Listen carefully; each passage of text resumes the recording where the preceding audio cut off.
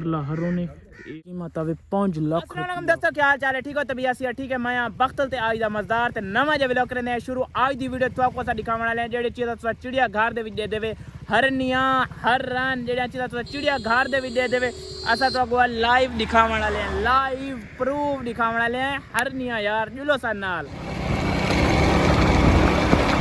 कितर दे दे पे मैं जूम कीती बैठा तो देखो मेरे फोन दा फुल जूम वे दे पे ए उड़े में दन यार उड़ गए ना ठीक सर कितना रन यार सारे गए असल उड़ तर वदन प्यारे प्यारे जंगली कमां दे तो दिखावन वाले तितर यार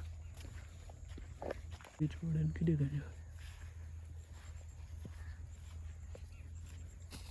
ए वंदे पे ओ तेरी खैर उड़े रे को व्यूअर उड़न यार तितर चक किते आवे चेक करो यार माशाल्लाह कितने प्यारे प्यारे हरनियन यार दे दे पे कोलू वनो ना इन डर दियन यार ज्यादा नजदीक वनो डर दियन तो चेक कर गनो कितने प्यारे प्यारे हरनियन त्राय जोड़ा है कि उना दा छोटा बच्चा दे दे भज दियन देखो तो बंदा देख के डर दियन देखे भज दियन देखो ए परला हरों ने ए हरनी ए उंदा बच्चे भज दी देखो यार ये असली बंदा को देख के ना ए डर दियन फुल डर दियन था दे देखो कितने प्यारे प्यारे कितनी प्यारी यार चेक करो माशाल्लाह। अगर तो हरनियां दिखाया से तो कमेंट लाजमी दसना कि तो हरनियां की हो जाए लगी उस साल चो डर दिया ना बंदा तो जो तो मालिक है ओदी एडी वीडियो न बनाओ पता कोई अपनी जंग बांध तोड़ सटे।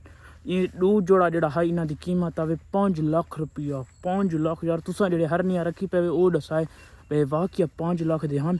ए तितरा का आवाज़ भी आता पे थोड़ा शायद सुनी दा पे तितर काफ़ी दिन यार एडे तितर यार कमान दे विच सो लाजमी दसना कि हरनियां दी कीमत क्या वाकई 5 लाख है या नहीं। चाचू नहीं में आदे पैन 5 लाख रुपया एक जोड़े हरनी दा यार इतनी कीमत मांगे हरनियां यार।